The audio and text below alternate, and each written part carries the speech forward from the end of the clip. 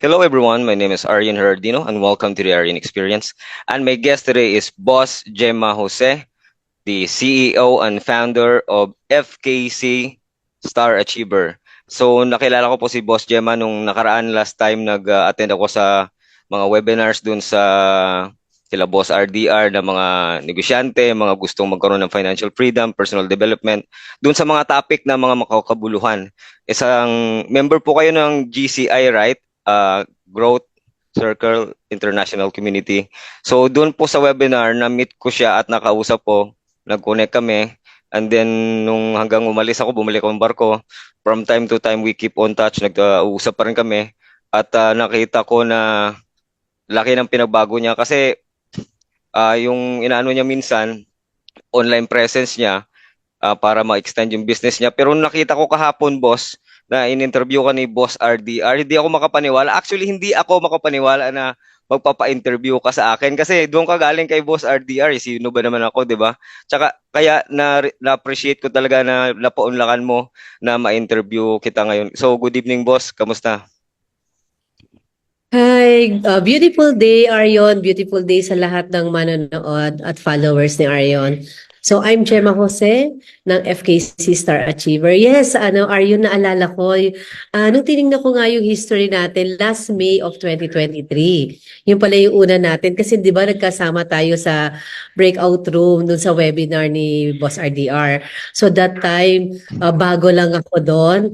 Kaya nangangapa pa ako. Tapos 'di ba kaya nagkakakwentuhan tayo, Opo. 'di ba yung mga interest natin sa online, 'di ba? Yung parang gusto ko pa nga magpaturo kasi talagang nangangapa pa. But ang maganda lang bilang member ako ng Growth Circle International ni RDR, so na-develop kami. So from time to time, may mga training kami, personality, self-growth, and discovery. So marami kaming natutunan na learnings and yun yung isang way kaya kami nag-grow. At maganda pa, continuous learning kami sa journey na to, lalo na sa circle ni Boss RDR.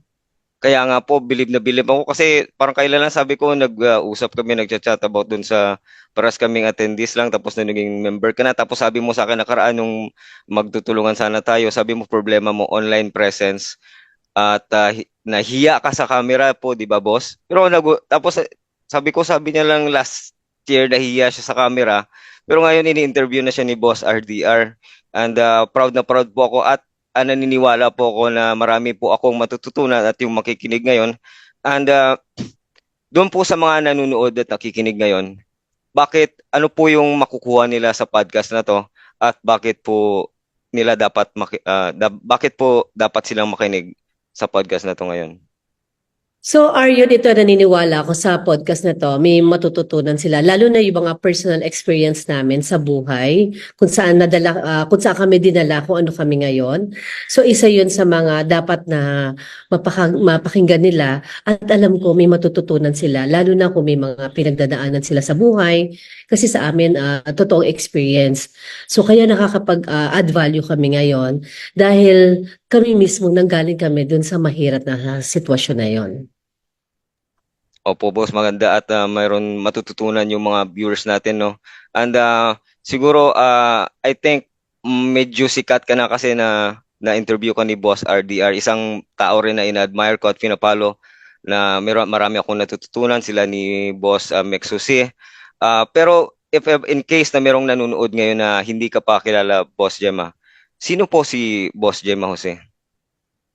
So ako, bilang Gemma Jose, kung pag-uusapan talaga, ako yung mapangarap na tao na galing kasi din kami sa hirap. So lalo na kung yung iba napanood yung sa kay Boss RDR, dun sa ibang hindi nakapanood pa. So kami po ay galing sa mahirap na pamilya at isa rin po akong anak ng OFW. Kaya nakaka-relate din ako sa mga OFW dahil mahirap na ang magulang mo nasa ibang bansa, tapos ikaw nandito, pag may sinasabi sa school na o family day, hindi ko matawag na family kasi hindi kami kumpleto. At ang masakla pa doon, sa kagustuhan ng tatay ko na mabigyan kami ng magandang buhay, sa una talaga maganda naman talaga yung intention, pero pag dumating ang panahon na kailangan nilang maghiwalay, ng aking nanay at ng aking tatay. So, ang naapektuhan talaga yung mga anak na naiwan dito. So, yung journey, hindi ganun kadali. Kaya nakaka-relate ako sa mga OFW, especially kung may pamilya dito sa Pilipinas. Opo, napakahirap nung bilang isang OFW din na intindihan ko po na napakahirap kasi alam mo yung lalabas ka ng bansa kasi kailangan ng sa para sa kinabukasan nyo, para sa mga necessities nyo bilang magtatay, mag-asawa. Pero yung alam mo yung malayo ka, tapos sabi nung naalala ko nung in-interview ni Boss RDR si Coach Mick Jose na sabi niya bilang isang seaman minsan pag tumagal ka lumalaki daw sa litrato yung anak mo. Kaya yun po yung naalala ko doon. At so anak po pala kayo ng isang OFW. So ano Yes. pong nangyari, boss? Yes, Arion. So natatandaan ko nung bata kami, so bihirang umuwi ang tatay ko. Kasi doon, wala pa namang mga Facebook, wala pang Messenger, walang video call. So every 2 years umuwi yung tatay ko. Saglit lang, tapos aalis ulit. So wala akong matandaan na nakasama ko ng matagal yung aking tatay. And then na-find out na lang namin magkakapatid na hiwalay na pala ang aking nanay at ang aking tatay. So bilang anak, napakalaking adjustment sa akin. Lalo na hindi ko makakalimutan na graduation, aakyat ka ng stage, walang magulang. Dahil ang nanay ko noon, kailangan niya magtrabaho. Kailangan niya magtrabaho para mabuhay kaming anim na magkakapatid. So, ang hirap na mag-isa ka lang aakyat ng stage nang walang magulang. So, yun yung mga heartaches na napagdaanan ko nung kabataan ko. Napakahirap po. Sa totoo lang naintindihan ko po yung napakahirap ng broken family lalo na OFW po yung magulang nyo. At siguro pag matured na yung halimbawa isang nanay, isang tatay, siguro ano na sila, yung strong na sila kasi kahit maghiwalay sila, mahirap din pero yung sa tingin ko yung bata like nangyari po sa inyo. Ano po yung na-experience nyo psychologically, emotionally na huli na nalaman nyo na wala minsan yung tatay nyo or nagkahiwalay sila. Ano po sa naalala nyo? Ano yung naging epekto sa inyo psychologically or emotionally yung pangyayari na ganun? Alam mo, bumaba yung self-esteem ko Opo. bilang isang kabataan. Kasi lalo na pag nakikita mo yung mga classmate mo, buo yung Opo. family nila. Kasi mas maganda kung kumpleto eh. 'Di ba kaya nga tinawag na pamilya, merong nanay at may tatay. At hangad talaga ng mga anak na may masayang pamilya. Kaya nung mga time lalo na pag dumadaan ka na sa mga teenage mo, may mga pagkakataon na gusto mong may problema ka na hindi mo masabi sa magulang mo. Kasi 'di ba pag mga teenagers, merong age na may mga dumarating na problema. Yung alam mo yung insecurities, Opo. dumaan din yun eh. Parang bakit gano'n? Bakit sila kumpleto? Bakit kami hindi? Ang nanay ko, hindi ko masisi dahil nakita ko kung gaano kabuti nung nanay ko. Talagang halos hindi na siya nag-asawa.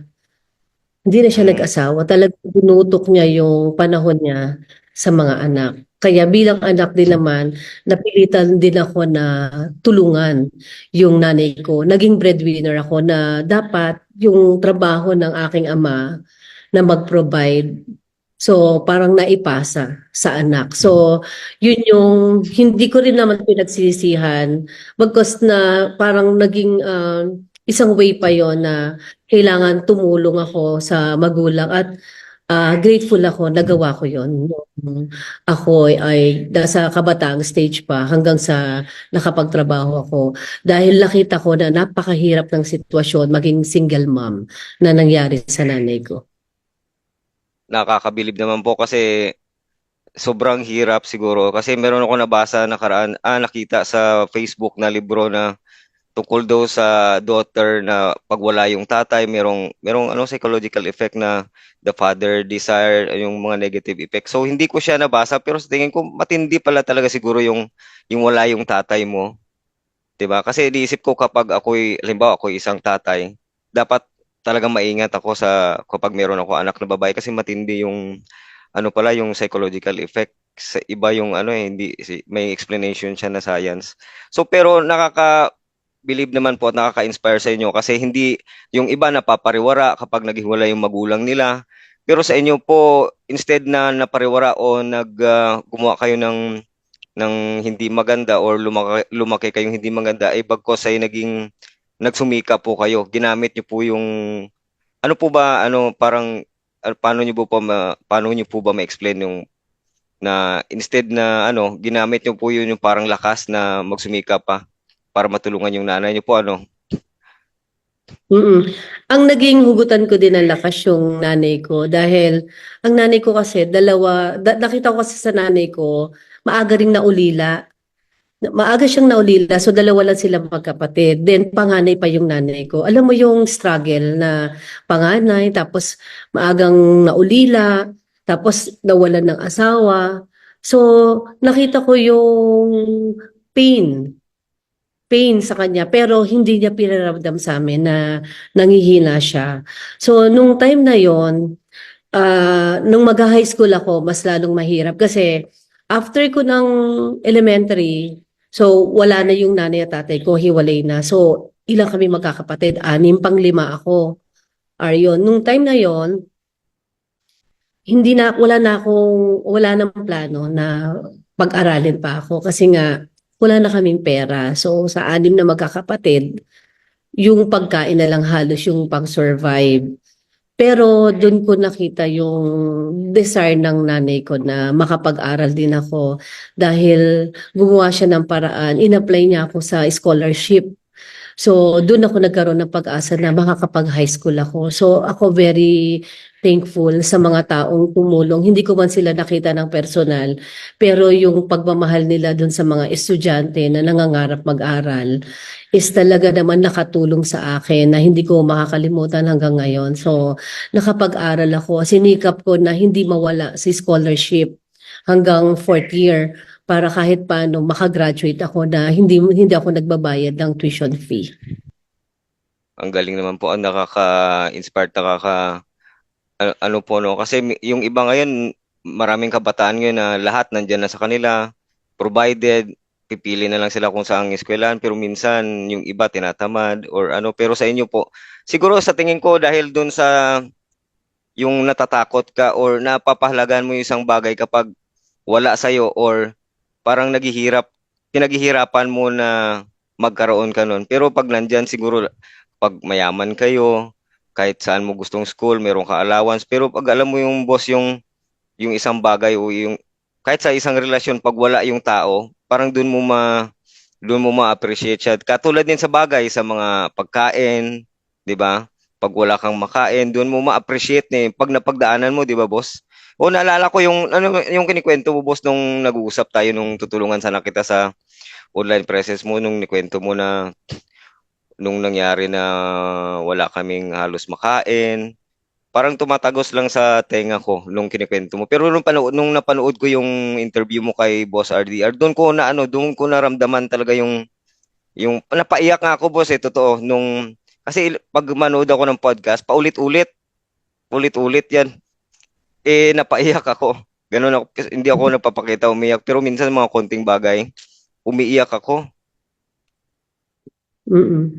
Kasi alam mo, Aryon, minsan sa buhay natin, no, um, may mga pain inside us na hindi natin kailangan kaagad ipakita sa kanila kasi mismong sa sarili natin, humuhugot din tayo ng lakas na hanggat maaari tayo yung nagsosolve ng mga problems natin. Kaya minsan umiiyak ka na lang inside. Pero pag alam mo ang pinaka greatest moment na nalampasan mo yon, na i-share mo sa ibang tao, na alam mo dun sa story mo, merong makaka-relate at matutulungan ka. Yun yung masasabi ko na isa sa part ng nakakontribute tayo sa mga tao na nangangailangan din ng lakas ng loob. So, alam mo, yung mga kabataan naandyan ang magulang to provide yung school needs nila, yung mga necessities nila. mas maganda ma-appreciate nila yon hanggat merong nagpo-provide. Na very lucky sila na meron mga tao at merong pamilya na sumusuport sa kanila. So, kapag dumating yung time na nasa kanila na yung sitwasyon bilang magulang, ma-realize nila na hindi pala ganun kadali yung ginagawa ng mga parents para lang maibigay or maiprovide yung magandang buhay sa mga anak nila. Kaya ako nakaka-relate ako sa OFW dahil majority na kinikater namin is mga OFW kasi alam mo, yung pakiramdam na sakripisyo pa lang, Aryon, na malayo sa pamilya, bawat hakbang yan, palabas pa lang ng bahay, papunta sa airport, napakabigat na ng mga paa nila yan. Na minsan ayaw nilang umalis talaga ng Pilipinas, pero napipilitan silang umalis para sa pamilya, na sana ma-appreciate ng mga mahal nila sa buhay, yung sakripisyo ng mga mahal nila sa buhay na umalis para sa kanila na yun yung magiging reward na pinag-aaral ng magulang na nasa ibang bansa, yung diploma. Yan yung pinaka-prize na hindi mababayaran ng mga anak pag naibigay nila yon sa mga magulang nila na naghihirap sa ibang bansa. Alam mo, yun yung pinaka-rewarding sa mga parents. Kaya kung may mga nanonood dito na mga anak na ang mga magulang ay nasa ibang bansa, mas lalo niyong mahalin yung mga magulang niyo. Dahil hindi niyo alam ang hirap niyan sa ibang bansa. Kami nakikita namin yan. Dahil every month, nag-international kami para tulungan sila na kahit paano makapag-for good sila dito sa Pilipinas. Iba yung buo, yung pamilya. Nasama-sama kayo. And make sure kapag nakauwi sila sa Pilipinas, maging masaya sila at matreasure nyo yung oras na kaya pa nilang ibigay sa inyo habang nabubuhay pa sila.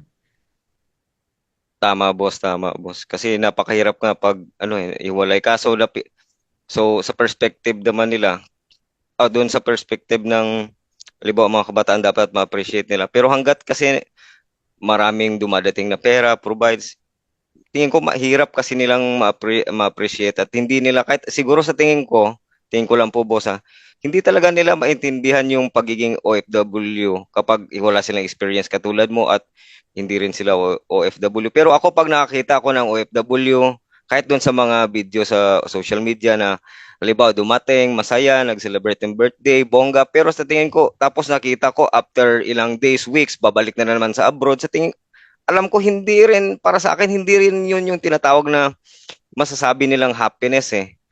Kasi wala kang freedom eh. Kasi freedom, para sa akin po yung definition ng freedom is the ability to do whatever you want, whenever you want. I don't think that this OFW want to come back in other countries to be away with their families. Hindi. Pero ginagawa nila yun kasi kailangan mabuhay, makapag-provide. Kaya ako nagpo-follow sa GCI community, kila Boss RDR, kila Coach Mixos kasi gusto ko yung nila, yung adhikain na magkapag-for good na or magstay or maintindihan ng bawat Pilipino na hindi natin kailangan lumabas ng ibang bansa kasi maraming opportunity dito sa Pilipinas. Kaso hindi ko po maalam kasi yung mindset ng Pilipino talaga. Pag alibaw ako, baba ako, sabihin nila, sakay ka agad. Nung nalaman nila na buwaba ako, sakay. Kaya hindi ako lumalabas ng bahay. Inuutusan ako ng mga tao, sumakay ka. Sabi ko, hindi naman, ba't ito hindi naman sumakay? Ikaw, ayaw ko pang sumakay. alam mo yun, boss, yung parang, tingin ko hindi naman, kahit makabili ako ng maraming kotse, bahay, pero andun ako sa malayo sa pamilya ko, tingin ko hindi naman ako masaya, boss. Ano sa tingin mo, boss? Tama yung sabi mo depende sa perspective natin yan. So, tayo kasi, marami talaga, pag nag interview rin ako ng OFW, pag nandun ako, especially yan, Hong Kong, Macau, Singapore, Thailand. Yan, pag nag interview ako, so sasabihin nila dati na, kaya lang, ba't ka nag-Hong Kong? Sasabihin ko, ba't ka nag-Hong Kong? Ano yung nagpa-decide sa'yo? Sabi niya, syempre para sa pamilya. Sa totoo lang, ang gusto lang nila nung una talaga, 2 years contract para lang daw makapag-ipon. Pero after that, pag tinanong mo na sila, ilang years ka na dito sa Hong Kong, magugulat ka dun sa sagot nila. Sabi nila, 18 years, 21 years. So sabi ko, ba't tumagal ng ganon? Sabi niya kasi yung family ko, syempre, tumaas din yung lifestyle. So Mm, kung dati kasi, kung halimbawa yung bata pa yung anak nila nag-aaral sa ah, public school, di ba? mm. Kung nakapag-abroad na, saan ililipat? Sa private. So, Opo. kailangan mas sipag yung parents, no? Hindi ako makakapatigil sa trabaho dito kasi mas malaki yung binabayaran. Sa bahay naman, dating electric pan lang yung ginagamit. Pero nangyari, nag-abroad, nag-aircon na. Di ba? Pansinin mo, di ba? Opo. So dati, okay na sa kanila yung nagko-commute. Pero syempre nakapag-abroad, kailangan nang bumili ng kotse, ng sasakyan, o ganyan. So, Mm, kung mapapansin mo, yung lifestyle kasi nagbabago. Kaya ang mga OFW, hindi siya makatigil. Kasi kung isusuma mo yung lahat ng mga experience ng bawat isa, yung mga sagot nila, pag yan sinuma mo, kumbaga, inanalyze mo, yun lagi ang nagiging ending point, yung lifestyle. Nagbago. Na sasabihin nila, nung nasa Pilipinas naman kami, nakakakain pa rin naman, nakakapag-provide. Bakit nung kung kailan tumaas ang sweldo, parang mas lalong kinapos. Yun na yun. Yung nagkaroon ng change ng lifestyle. So kung gagawin lang nila yung, kung nakapag-abroad, tapos nagkaroon sila ng kahit paano financial management, no? Na-adjust nila or naayos nila na kung ito yung sinesweldo ng nanay at tatay, at ito yung expenses, makikita nila, kung may natitira, hindi yan mag-aabot ng matagal. At kami, katulad, ini-encourage kami, especially sa mga GCI, hindi habang panahon makakapag-abroad kasi meron ding age limit yan. mm. Tsaka, di naman natin hayaan na yung buong lakas natin at buong buhay natin is sa abroad na ubos. Then, uuwi ka dito, kahit paano may edad ka na, halos hindi ka nakilala ng mga anak mo. Medyo malayo na yung loob nila. Or swerte, kung yung asawa mo na umalis ka, pagbalik mo, kayo pa din. So, yan ang problem ng mga OFW na nag-abroad. Kasi doon, kung mapapansin mo sa ibang bansa, napakaraming mga simbahan, maraming Mm, churches. Bakit? Kasi maraming temptation sa ibang bansa. So, mm. hindi na limited sa maraming OFW. Alam na nila yan. Kaya kami, lalo na ako, humahanga ako dun sa mga mag-asawa na pag umuwi sila, buo pa din. Kasi majority niyan is pag nag-abroad, naghiwalay, or ang mga anak, lumalayo na yung loob. Yung iba, nag-aasawa ng maaga, kasi nga naghahanap ng pagmamahal ng Mm. magulang na hinahanap nila ngayon sa ibang tao. Father And then yung figure, asawa, mother figure. yes. And then yung iba naman, yung mga asawang babae or lalaki, ganoon din, naghahanap ng pagmamahal, ng kalinga. And then minsan, instead na maging masaya dahil kahit paano nag-increase yung income, pero naging ano pa yon dahilan para mag-away sila at maghiwalay sila. So, malulungkot ka na narinig mo kung kailan nag-abroad, ba't doon pa naghiwalay? Nung nasa Pilipinas, simple lang ang buhay, pero buo. So, that's the reality ng mga OFW. Opo, real talk po yan. Kasi, nag-abroad para guminawa ang buhay. Ba't nung umabroad, nasira ang pamilya? Di ba po? Mm-mm. Parang, kasi maraming boss, sa totoo lang, kasi ang style ko talaga, real talk lang eh. Maraming nagsasabi sa akin na baliw daw ako. Ba't ayaw kong sumakay na ulit kasi 3 years ako tumigil, tapos bumalik ako, tapos ayaw ngayon. Tawag yung company. Ayaw ko pang bumalik eh. Sabi na mag-training daw ako. May call center nga minsan tumatawag. Ayaw ko pa eh. Eh, ayaw ko pa. O ano magagawa niyo? Contract lang naman yan. 'Di ba? Ayaw ko pa. Yung iba bumabalik kasi may due date sila, may more, yung alam mo yung may babayaran sila tuwing buwan. Ako wala akong binabayaran eh. Wala akong bahay, wala akong kotse. Nakaraan punta ko Lilo, nag-rent a car lang ako. Ayun. Tapos pagkatapos yan, wala na akong iniisip. Mm. Nakuwi na yung car. Pero ganito boss kasi sa isip ng tao, hindi ako matino sa pag-iisip. Pero sa tingin ko naman, sila ang wala sa tino kasi magtatrabaho ka doon malayo hanggang mag-senior citizen ka. Tapos yung pera mo, bibili ka ng bahay, hindi mo naman matirahan. Bibili ka ng kotse, hindi mo naman madrive. Tapos loan pa. Nakaraan lang boss, may nag-chat sa akin, seaman. Seaman din ako pero hindi ako official, balit lang sahod ko eh. Yung nag-chat sa akin, official na. Uutang sa akin. Oh. Wala nga akong income pero kaya ko mabuhay ngayon, I think 1 year or 2 years na hindi magtrabaho. Hindi ko pa na-compute pero ang problema ko lang ngayon, wala akong income. Pero may financial freedom na na-earn ako siguro 1 year or more na ganun. Pero kailangan ko siyang ma-maintain kasi wala akong income. Kung isipin mo itong Sima na official, uutang sa akin, mayroong bahay yan, kotse. Ano bang sa tingin ko, anong nangyayari dito sa mundo? Sa tingin mo, boss, ba't gano'n? Financial education or ano? Yung mga gano'n kasi, dumadaan kasi sa sitwasyon na malalaki yung income nila, pero yung expenses nila is hindi nagbabalanse. Kaya yung iba, kailangan nilang manghiram. Pero kung magiging ano lang sila, aware sa kanilang financial, maayos at maayos din. So ako, hang ako dun sa ginagawa mo dahil ikaw mismo nakakapag-decide ka. Kasi alam ko single ka, di ba? Tama ba? Opo, pero Single? Single. wala po akong asawa, pero may anak po ko na dalaga na.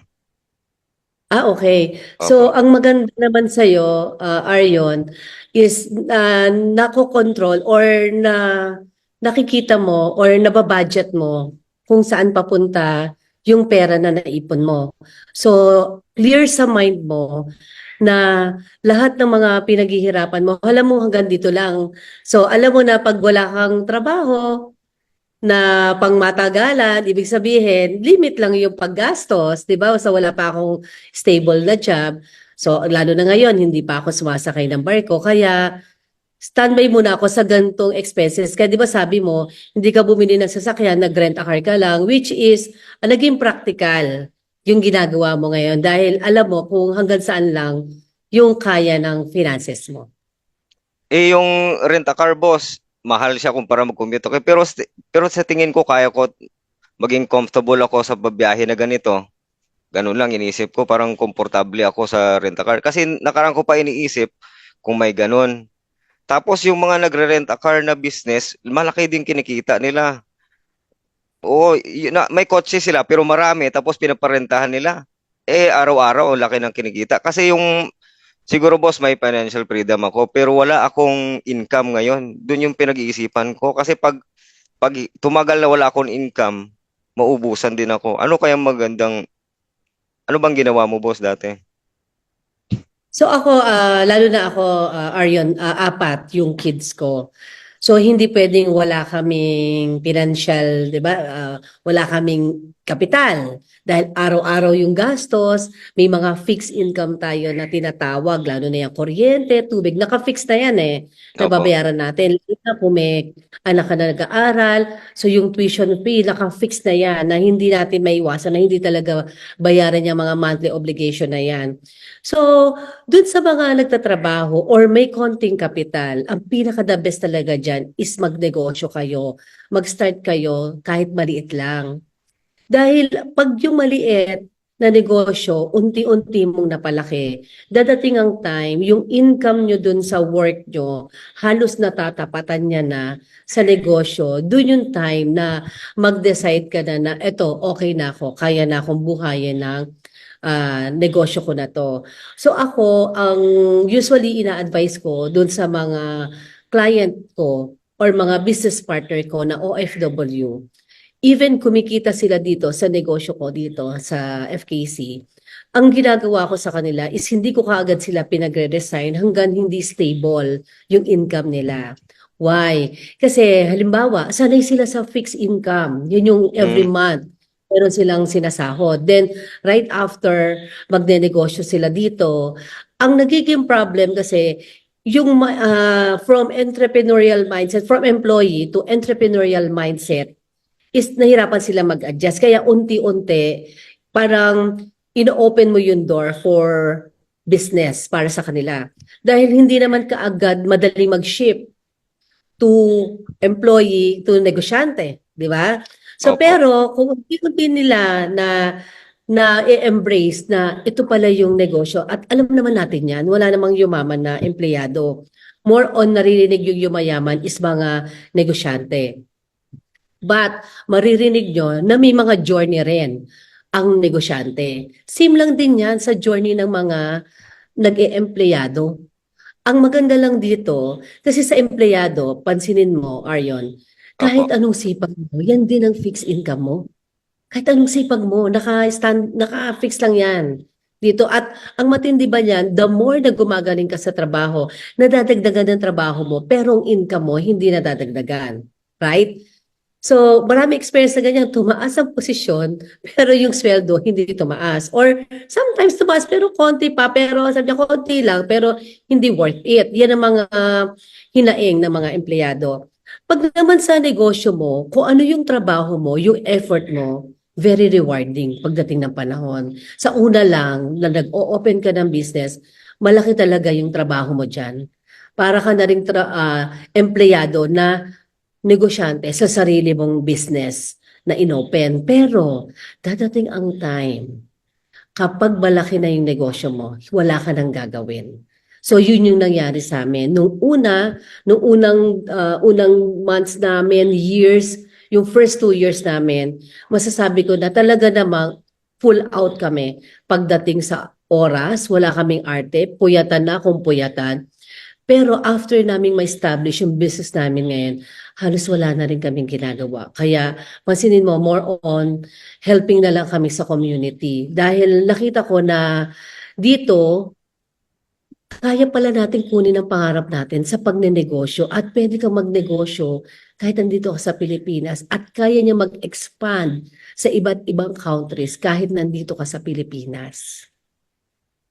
Opo, basta sa tingin ko, boss, ang meron ka na wala sa iba, yung mindset. Kasi yung sabi mo dun sa kay Boss RDR, yung naundoy kayo, tapos nawalan kayo, parang yung wala na kayong makain, tapos yung sabi ng mister mo po, napakinakita ko po yung mister niyo, boss, napaka-supportive kahit dun sa mga picture na nakita ko, napaka-supportive at gwapo.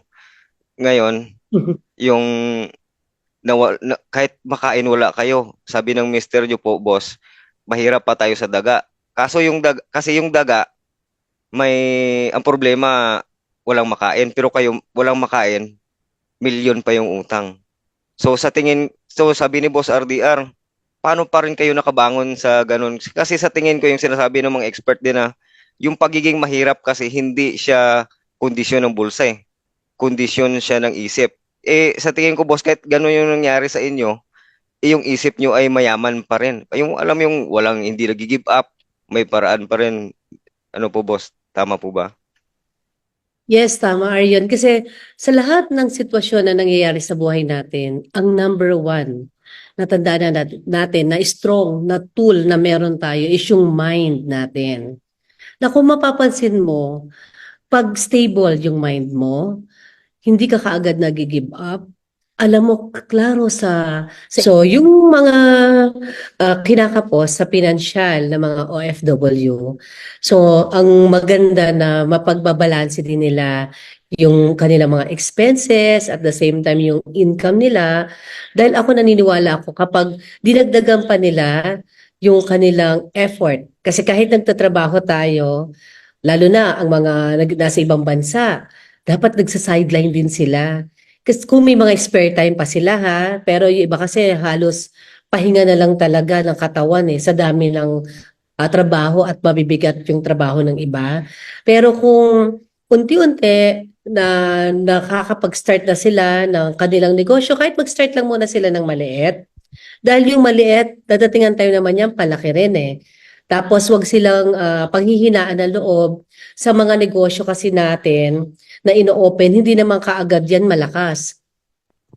Meron ding season na humihina, pero dapat yung goal mo na kung anong gusto mong mangyari sa negosyo mo, dapat doon ka lang nakafocus. Sabi nga, laser focus ka.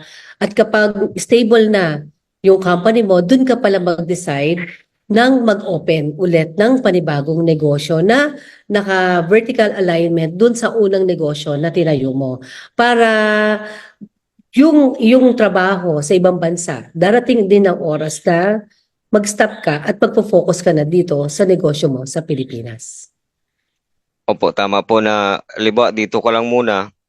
Parang sabi dun sa libro na The Art of War, concentrate your forces daw. Hindi, kasi pag, halimbawa, sa gera daw, ilagay mo lahat ng sundalo mo doon, pahiwa-hiwalay, hihina daw. Pero pag inipon mo daw muna dito, halimbawa, negosyo dito ka lang, lahat ng effort mo doon, pag lumaki na siya stable, doon ka palang mag-expand po. Kasi wala pa ako experience, boss, na nagpa-successful talaga ng business. Ngayon, pinag-aaralan ko kung paano magka-income. Doon naman, boss, sa sinabi mo na halimbawa yung OFW na sa ibang bansa siya, mag-start na siya ng business dito sa Pilipinas. Paano ba yun? Eh, kasi karamihan ng OFW, sabi nila, iba talaga pag ikaw yung may hawak.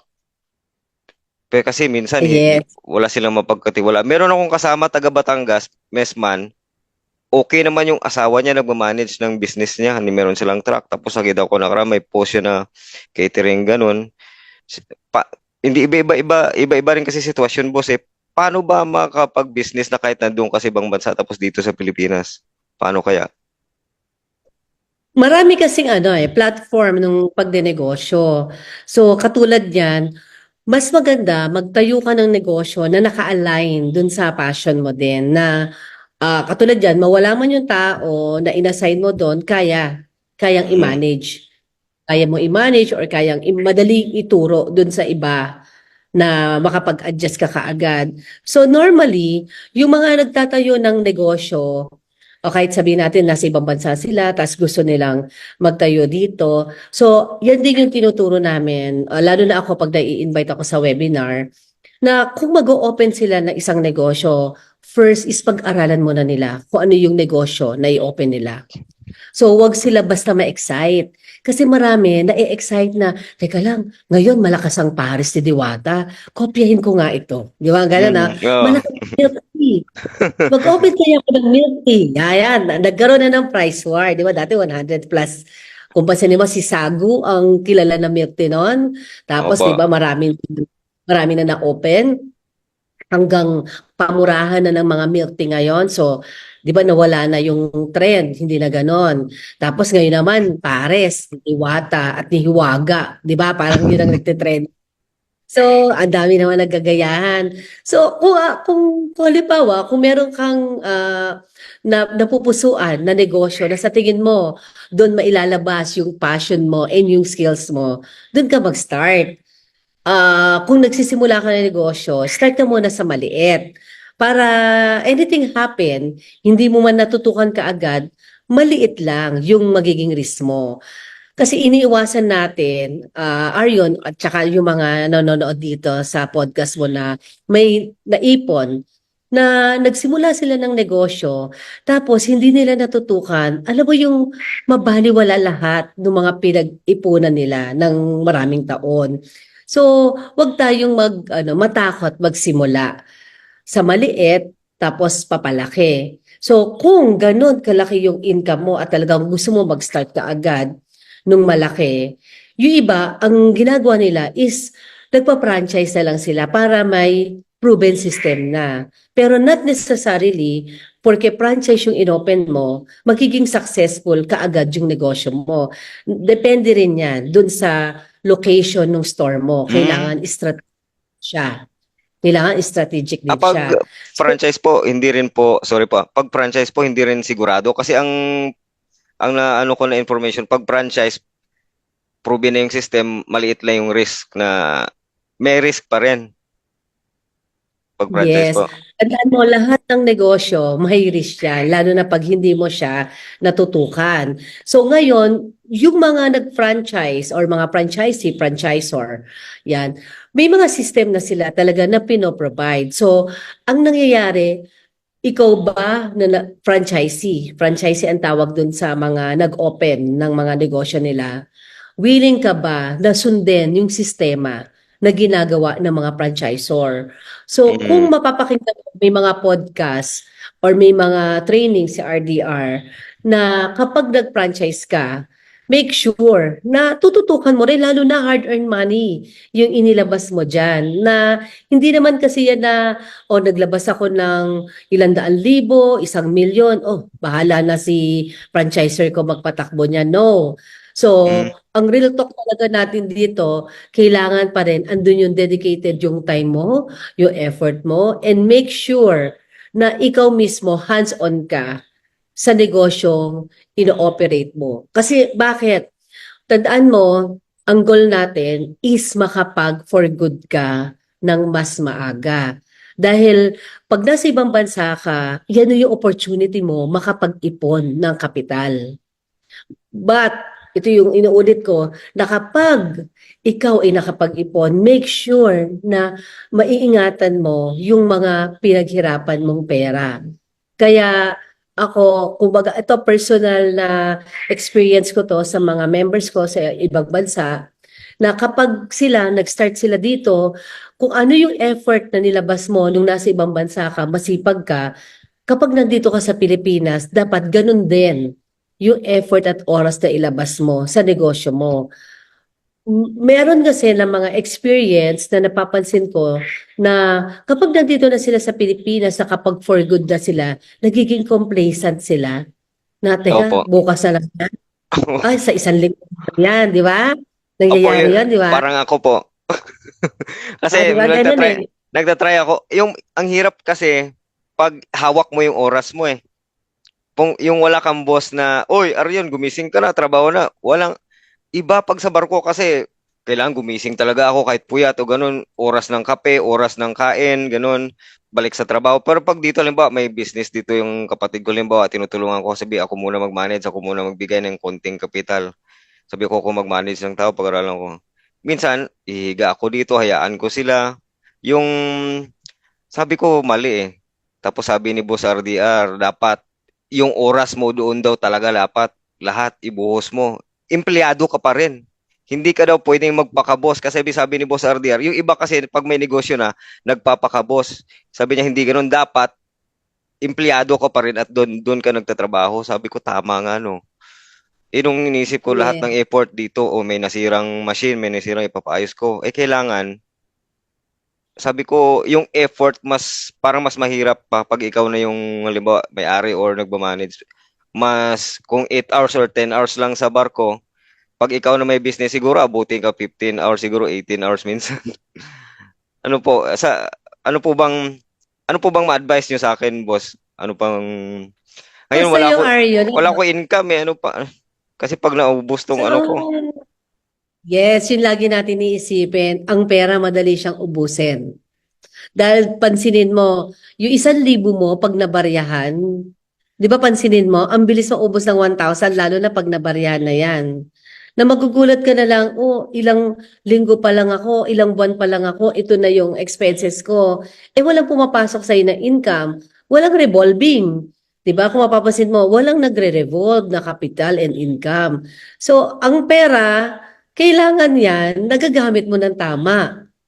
So habang nandito ka, mas maganda ngayon pa lang nag-i-start ka na ng negosyo. So subukan mo yung katulad niya, yung kung ano yung interest mo, kung nag-online ka, 'di ba? Katulad ngayon, may mga negosyo kasi na kahit na andyan ka lang sa bahay, is na ma-maximize mo yung sa social media, especially yan, nasa digital world na tayo. So maximize mo na hindi masyadong kinakain yung oras mo, pero nakakapagnegosyo ka. Dahil alam opo, naman natin na kapag na-stable mo na yan, yun yung ang masarap doon na katulad ko, katulad naming mag-asawa at katulad ng mga anak ko, na-experience na namin yung masarap na buhay na nakakapag-travel ka, hawak mo na yung oras mo na alam mo kahit konti lang yung ilabas mo na oras doon sa negosyo mo, hindi apektado yung income mo. And yung negosyo na ang sa tingin mo na makakatulong ka sa community. Ito nga yung isa sa advice ng isang magaling na mentor na hindi ko makakalimutan yung sinabi niya na mas magandang makapag-establish ka ng negosyo na hindi nakakasakit sa ibang tao at wala kang nasasagasaan. Kumikita ka nang wala kang nasasagasaang tao. Mapapansin mo yung negosyo mo mag-grow at maintain mo yung income na gusto mo sa buhay mo. So doon pumasok sa isip ko, oo nga no, na napakaganda na ang isang negosyo nakakatulong ka sa community. At the same time, ikaw mismo sa sarili mo, nag-a-add value at nakakapag-contribute ka rin sa community. So, nakikita ko yung podcast mo neto, nakakatulong ka sa community, Aryon. So, eto starting capital, meron kang nakikita sa sarili mo na alam mo, hindi simpleng interview lang yung ginagawa mo. Kahit ikaw personal, may learnings ka sa sarili mo na na-adapt mo sa mga taong ini-interview mo. So pag dumating yung pagkakataon na meron ka nang naisip na negosyo, is magiging baon mo yung mga natutunan mo sa mga taong na-interview mo sa iyong podcast. Opo, kasi lalo na po sa inyo na kasi ang sabi na ng iba, halimbawa kasi karamihan talaga ng tao mataas yung pride at ego eh. Sabi ng mga expert sa Amerika na nakikinig na pina-follow ko na parang mentor ko na din. Sabi nila, always assume that the one you're talking to know something that you don't. Kahit sino kausap ko, tingin ko dapat ko daw i-assume merong alam to na hindi ko alam. Sabi din naman nung isang 28 years old na billionaire din sa Amerika, sabi niya, pag millionaire siya eh. Pero pagkaharap niya bilyonaryo, tinatanong niya. Ibig sabihin, mas mayaman sa akin to, meron siyang alam na hindi ko alam. At yun yung dapat kong malaman. Kayo boss, halimbawa, kayo, sa totoo lang, di ba, successful na kayo financially, tumutulong kayo. Ibig sabihin, meron talaga kayong alam na hindi ko alam. Kasi kung alam ko yung alam nyo, dapat mayaman na rin ako ngayon, di ba? Yun yung gusto kong So alam malaman, mo, boss. sa buhay kasi natin dapat continuous learning tayo. And yung isa na natutunan ko din sa buhay ko, ba't ganito kami ka-successful, na may mga tao na mamimit tayo na alam natin na itong tao na to is malaki yung magiging impact nito sa buhay ko.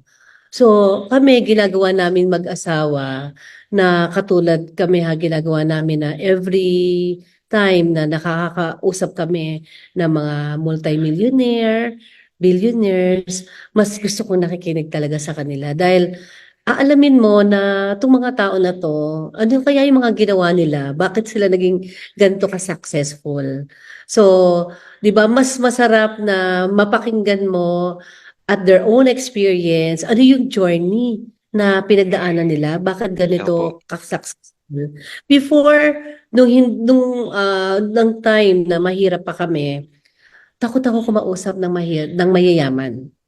Alam mo yung fear na, ah baka i-reject ako nito, hindi ako kausapin nito. Kasi hindi naman natin masisisi dahil pag nanonood tayo ng TV, ang tingin natin sa mayayaman is ano, Masamang di tao. ba mga Mata pobre, isang ganun. tao, pobre, di ba? Ang tingin sa Kasi, mga mahihirap, ibi, hampas lupa. na-brainwash tayo ng mga ABCBN at GMA eh. Kasi nung wala pang internet, hawak sila ng mga politiko, ng mga kung sinong babayad. Ngayon nandito na yung internet, sasabihin na natin yung katotohanan sa tao. Ang alam ko, boss, um, ang mindset ng tao, pag mayaman, mata pobre, mayabang, yung hindi nila madadala sa langit. Pero kung pag-aaralan mo yung sinasabi ng mga experts sa webinars at sa mga seminars, katulad ni Jim Rohn, sikat sa Amerika, sabi niya, set a goal na million, not because of the million. Na hindi dahil doon sa million na makukuha mo, not because of the million, but of the person that you will become. Kasi para pag naset mo yung goal na million, paghihirapan mo yun. Katulad ko, halimbawa, lumaki ako dito sa Tapas Capiz, kasama barkada ng mga siga, tapos naging seaman ako. Sabi ko, paano kaya ako tigil sakay? Nag-aral ko, kailangan ko mag-business. Kailangan pala mag-business. Nagbasa ko libro. Sabi naman dito sa libro, kailangan pala pag mag-business ka, hindi yung siga ka. kailangan mabait ka sa customer mo. Ganun pala. Sabi ko, pag-aralan ko, magtrabaho ko sa customer service. Pag sa call center, mumurahin ka na. Natutunan ko magpakumbaba. Kasi ganun pala mainitin ulo ko dati. Sabi ko, kailangan ko magpakumbaba pala sa customer. Habang tumatagal, nag-iiba yung tinatawag nilang personal development. Sabi ko, hindi ko pa naman ako successful sa pera, pero sabi ko, marami nang nagbago sa akin sa ugali ko, ganun. Sabi ko, tama nga. Kaya hindi ibig sabihin pag milyonaryo yung tao, bilyonaryo, masama siyang tao. Actually, doon mo makikita, bago niya na-achieve yun, marami siyang napagdaanan, hirap, na bago sa pagkatao niya. Kasi marami kang kailangan i-let go eh. Di ba, boss? Yes, tama, Aryon. Kasi kung mapapansin din nila, ang maganda naman, ngayon kasi napakabukas na ng kaisipan ng mga tao ngayon. So, ang mga mayayaman, or sabihin natin na mga millionaire, billionaires, kung mapapansin mo sila, bakit mayaman na sila, lalo silang yumayaman? Dahil marami sila talaga natutulungan. So, sila yung nakakapag-provide ng mga trabaho. Pansinin mo, di ba? Dahil sa mayayaman nila, nakakapagtayo sila ng mga malls. So marami tayong mga empleyado dyan na kahit paano nakakatulong sa pamilya nila yung trabahong ibinigay sa mga factories, di ba? At pansinin mo, sila yung may mga foundation na pag may mga sabihin natin sakuna, sila yung malalaki yung mga donation. So kung babalansihin mo, maano sila, very generous.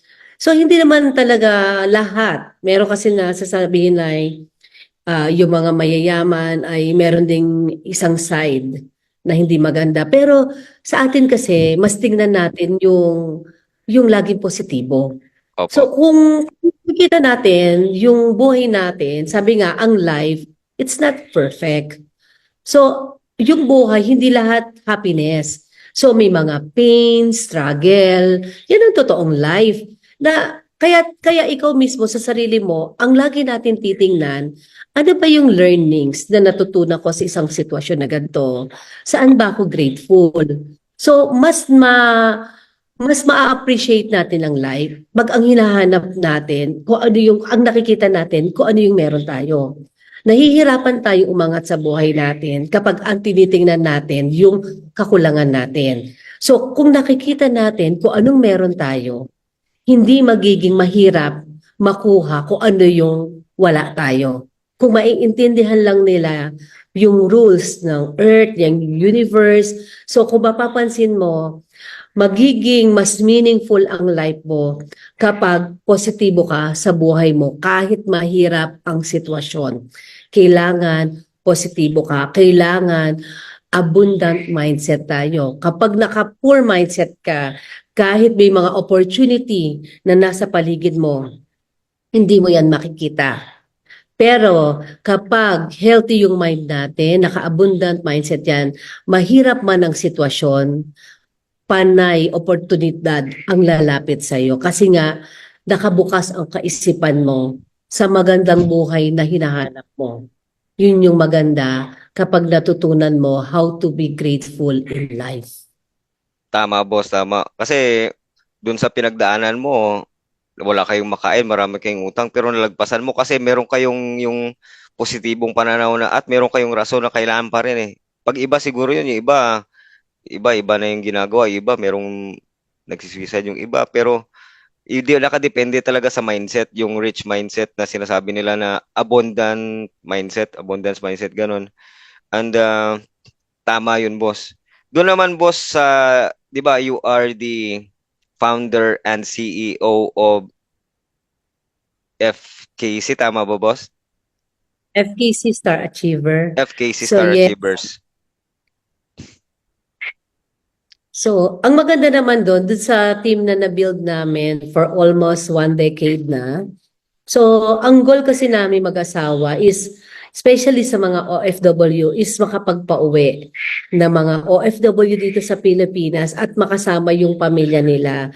Pero, hindi lahat. In reality, hindi naman natin lahat ng OFW kaya natin pauwi sa Pilipinas. Hindi. Yung magkaroon man lang tayo ng impact dun sa ibang OFW na makasama nila na ito pala, hindi pala habang panahon na magtatrabaho ko, meron palang oportunidad dito sa Pilipinas na kumikita ka rin habang kasama mo yung pamilya mo. So, yun yung mga bukas ng kaisipan na meron kasi na, alam mo, nagpe-pray na, Lord, bigyan mo ko ng magandang hanap buhay o negosyo na makakasama ko yung pamilya. So, madalas nagpe-pray at inililid naman talaga sila. So, may mga taong gagamitin para yung mga panalangin nila ay matupad. So, ngayon, kailangan, kapag meron nakita kang opportunity na, tingin mo, ito na ba yung maglilid sa matagal ko nang hinahanap? Tingnan mo at Opo. ramdamin mo.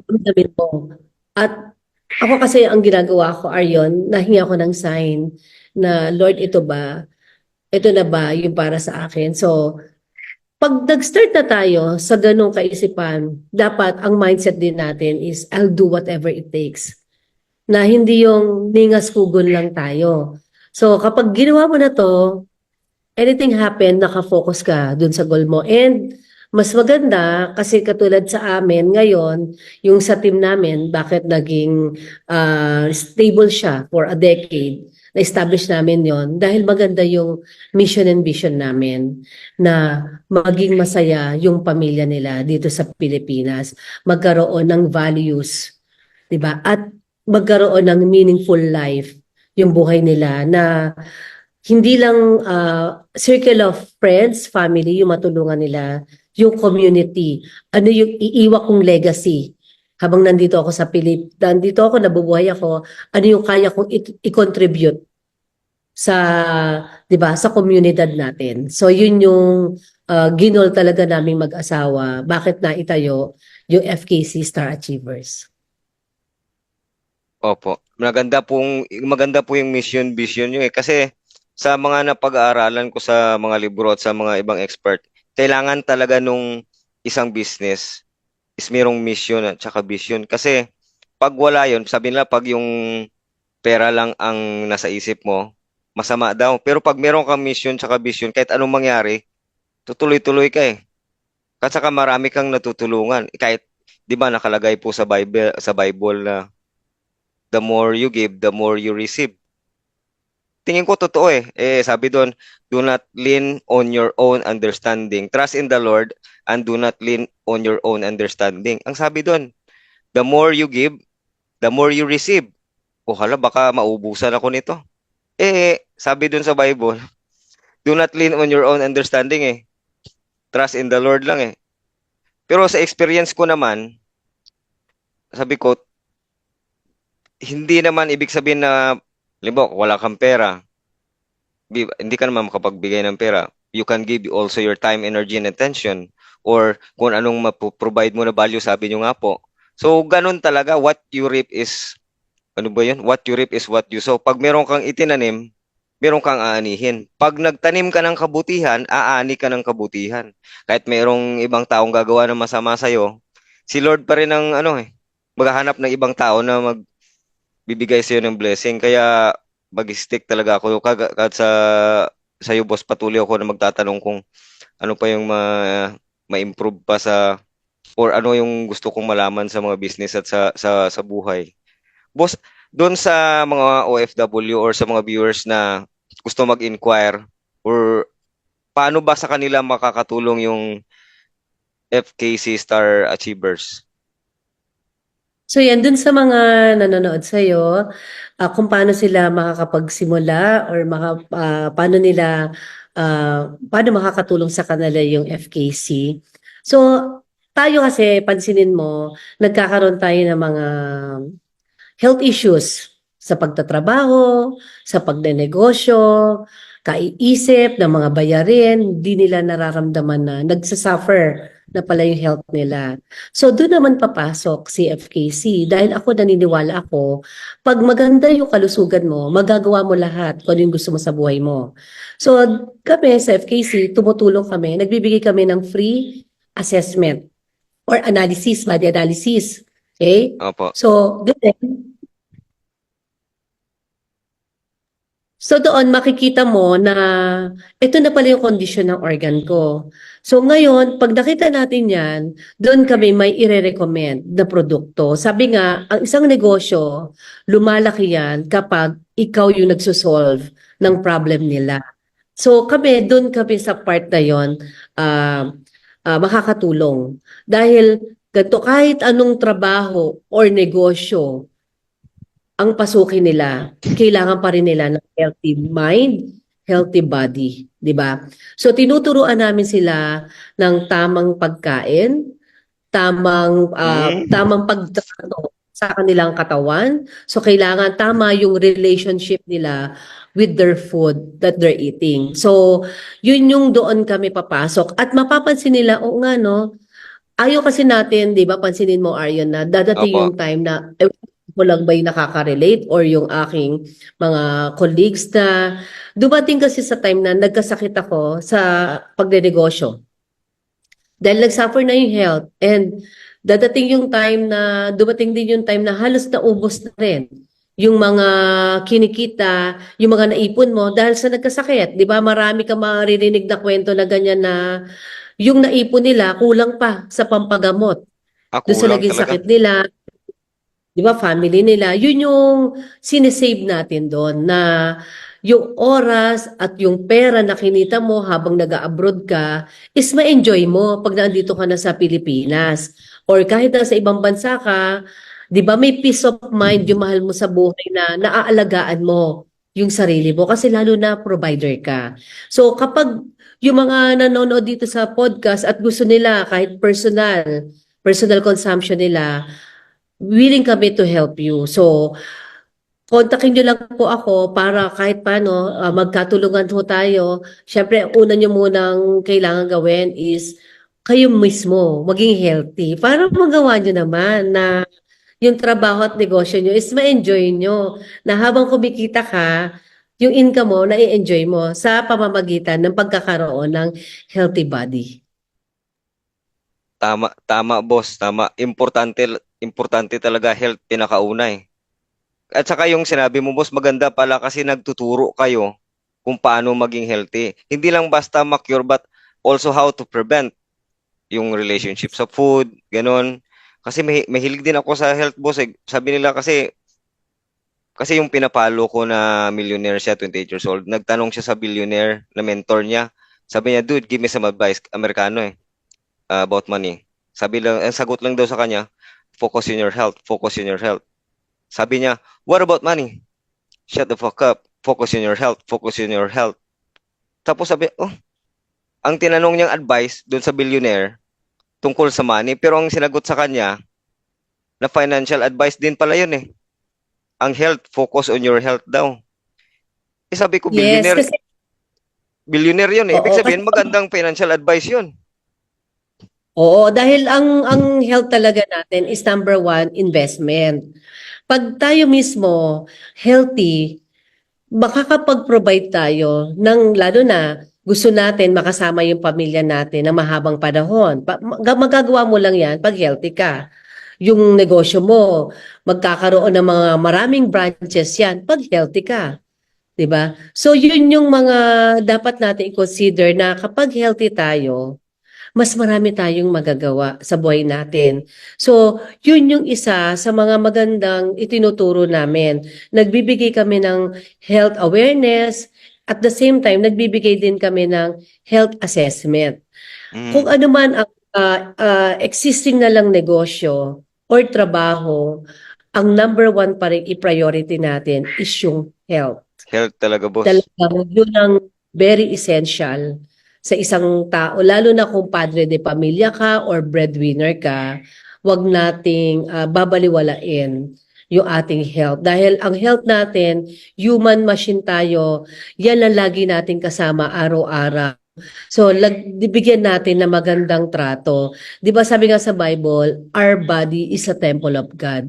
So, If do not, irespeto natin if you do not yung take care of the ating. temple, God will destroy it. Sabi daw. Kahit, Yes. di So ba? kung mapapansin Mm, mo, di ba?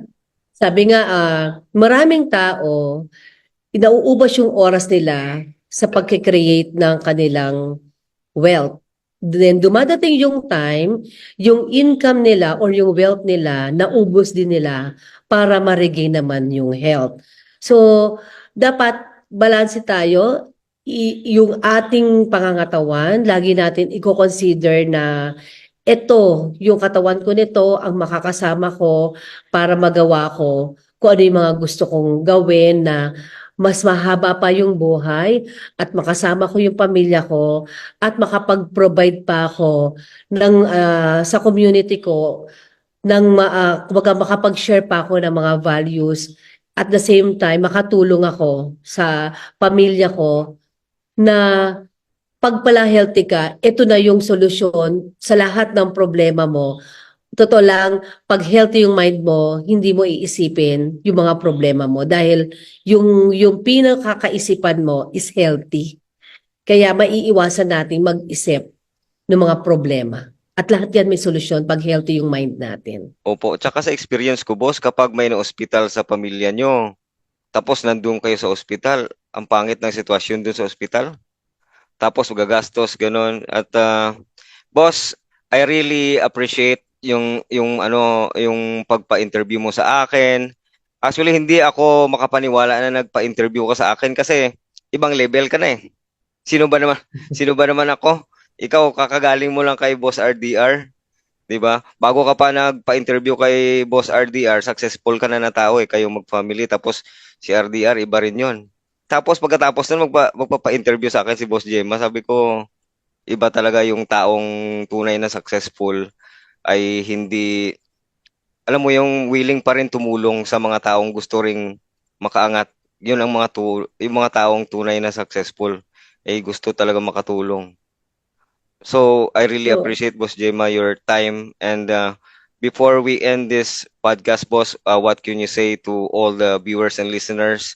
Paano kanila makakontak at ano yung magbibigay mong advice sa mga OFW, sa lahat ng mga anak, mga nagtatrabaho, mga pamilyang nasira na or mabuo pa rin pero gustong mapanatili yung health nila at yung wealth nila.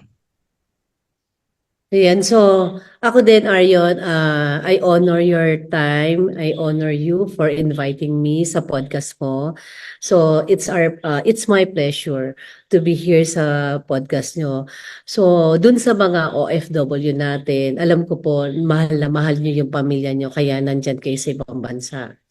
At naniniwala po ako na dadating yung pagkakataon na makakasama niyo rin ho sila. So, wag ho natin kalilimutan na humingi tayo lagi ng guidance sa ating source, sa God, okay Lord, kung ano man po yung tawag niya sa Kanya. So, magkaroon lang ho tayo ng faith or strong faith na lahat to ng problema kaya nating lampasan basta po hindi ka bibitaw sa kanya.